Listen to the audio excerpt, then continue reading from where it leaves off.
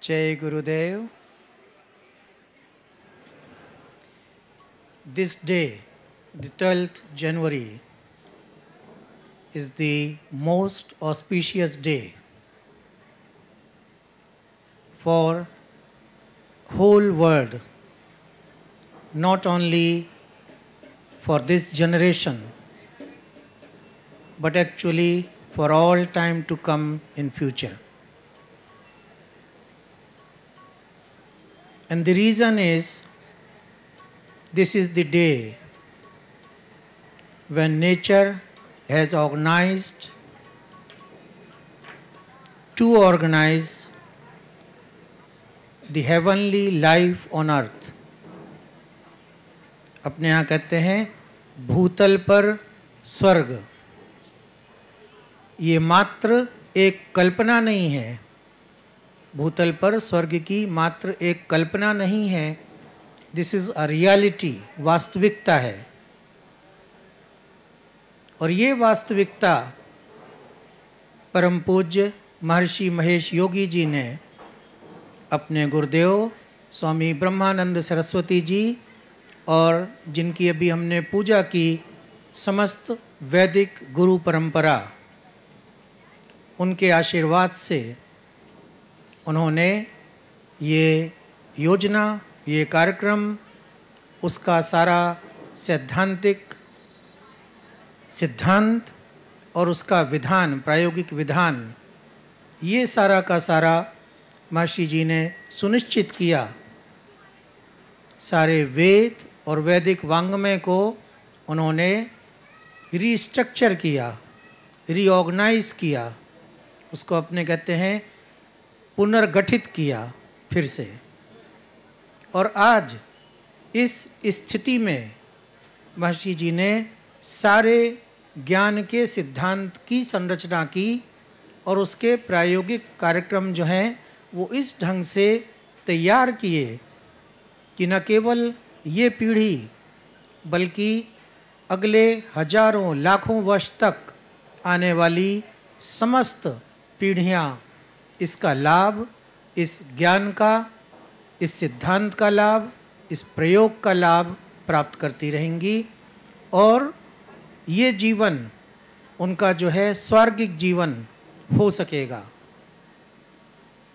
अपने जब भूतल पर स्वर्ग की बात करते हैं तो क्या बात करते हैं? अपने लोग सब, आप लोग देखते हैं ना सीरियल्स में, सिनेमाज में, भूतल पर स्वर्ग क्या होता है. कहीं वो फॉगी स्टेज बना देते हैं, कहीं वो लताएं, बेल, पुष्प लगा देते हैं. वो एक फिजिकल उसका जो है प्रदर्शन है. लेकिन वास्तव में जो भूतल पर स्वर्ग का वातावरण है वो क्या है? वो हमारे जीवन में सारे सुख हों, आनंद हो, शांति हो, अजेयता हो, संपन्नता हो, पूर्ण स्वास्थ्य हमारे पास हो, किसी तरह का दुख नहीं हो, कहीं पर किसी के मन में कोई विषाद नहीं हो, कोई आतंक नहीं हो, कोई युद्ध नहीं हो. ये भूतल पर स्वर्ग की वास्तविकता होगी. तो ये कैसे भूतल पे स्वर्ग की वास्तविकता होगी? इसके लिए महर्षि जी ने एक बहुत सरल विधान बना दिया. और वो सरल विधान बना दिया भूतल पे स्वर्ग को स्थापित करने का. वो ये है कि भावातीत ध्यान करते हैं. उसको बाहर में विदेशों में कहा ट्रांसेंडेंटल मेडिटेशन. हमारे सारे जो विद्यार्थी हैं महर्षि विद्या मंदिर में, आज 150 शाखाओं में, ब्रांचेज में लगभग 1 लाख विद्यार्थी, 4000 शिक्षक और 2000 हमारे एडमिनिस्ट्रेटिव स्टाफ जो हैं वो सब ध्यान करने वाले हैं. जो 10 साल के ऊपर के विद्यार्थी हैं वो सारे महर्षि जी के पतंजलि योग सूत्रों का अभ्यास करने वाले हैं. सिद्धि कार्यक्रम उसको कहते हैं. और फिर उसका जो अंतिम एडवांस सूत्र है योगिक फ्लाइंग का सूत्र है.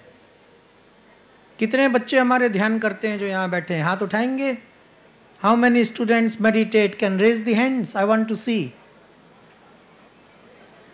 And how many practice the Siddhi Sutras? How many practice the Siddhi Sutras? If you can please raise the hands. Lot of them. Very good.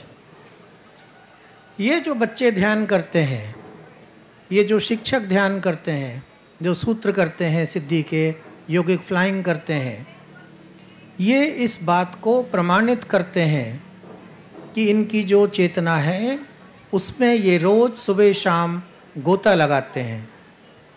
भावातीत चेतना में, ट्रांसेंडेंटल कॉन्शसनेस में रोज के रोज 2 बार ये उसमें गोता लगाते हैं। महर्षि जी कहते थे ये ओशन ऑफ कॉन्शसनेस है, चेतना का सागर है। और ये चेतना का सागर ज्ञान, शक्ति और आनंद तीनों का सागर है। और इसमें ज्ञान में, शक्ति में और आनंद में जो हम चाहते हैं अपने जीवन में सारी चीज़ें उपलब्ध हैं। और इसका जो फल है वो फल क्या है? इसका फल है धर्म, अर्थ, काम और मोक्ष। ये भावातीत ध्यान का, सिद्धि कार्यक्रम का जो फल है वो जीवन का अंतिम लक्ष्य क्या है? जीवन काहे के लिए है?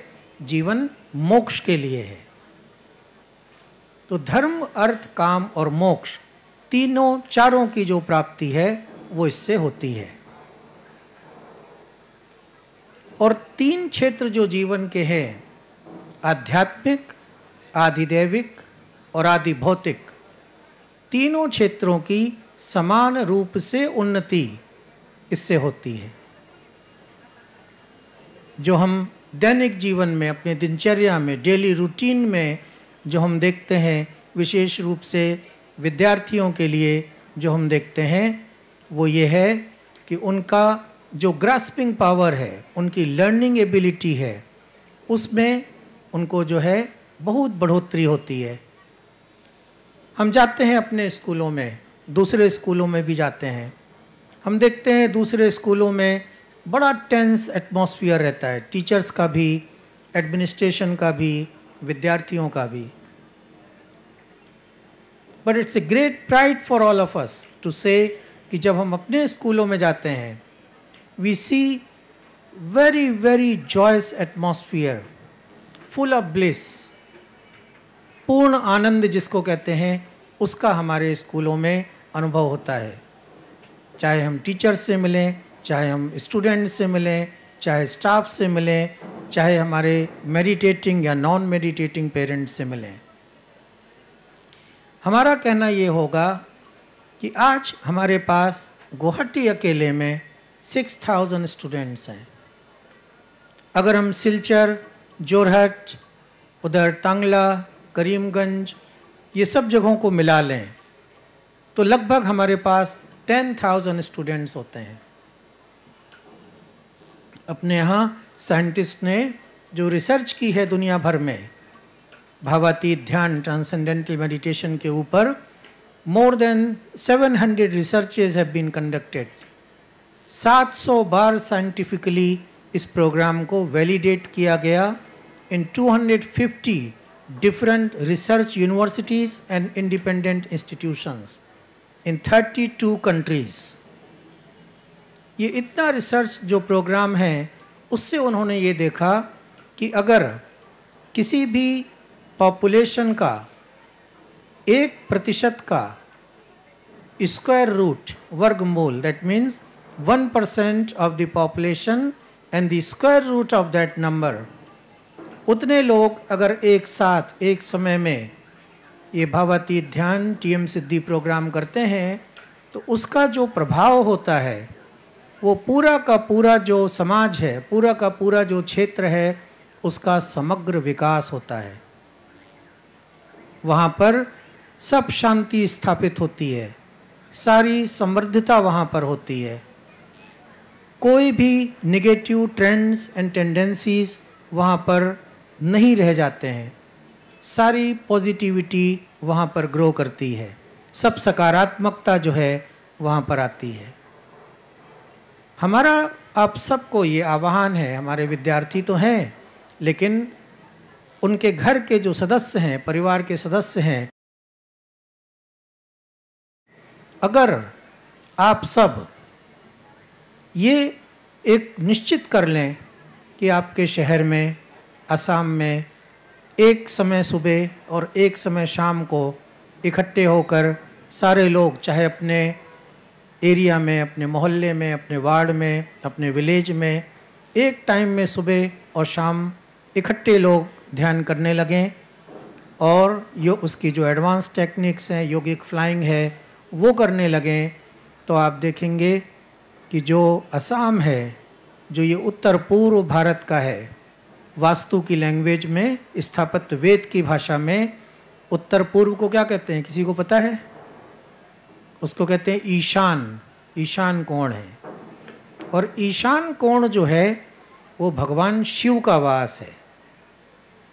जो उत्तर पूर्व है, नॉर्थ ईस्ट है, वो भगवान शिव का स्थान है। और शांति जो है वो भगवान शिव के नाम से जुड़ी हुई है। अगर आपने सुना होगा, उपनिषद का वाक्य है, शिवम शांतम अद्वैतम चतुर्थम मन्यन्ते सात्मा सविज्ञेयः। आत्मा की जो परिभाषा की है उसको शिव की शांति से जोड़ा गया है।